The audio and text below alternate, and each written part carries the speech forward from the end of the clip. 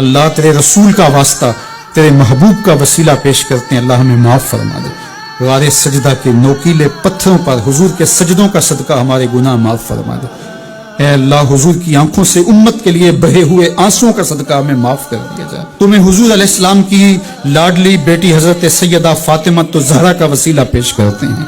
اے اللہ، تجھے حسنین کریمین کا وسیلہ پیش کرتے ہیں، بیمار زین العابدین کا وسیلہ پیش کرتے ہیں، سیدہ زینب کی پھٹی ہوئی چادر کا وسیلہ پیش کرتے ہیں، کربلا والوں کے بہتے ہوئے خون کا وسیلہ پیش کرتے ہیں۔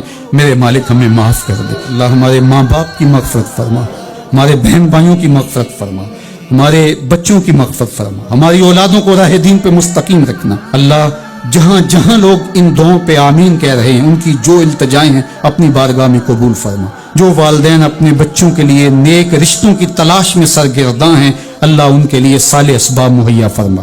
جو بیٹیاں سسرال میں دکھی ہیں، اللہ انہیں سکھ عطا فرما۔ اللہ، جہاں جہاں بھی تیرے رسول کی امت ظلم اور جبر میں کسی کرا رہی ہے، انہیں نجات عطا کر دے۔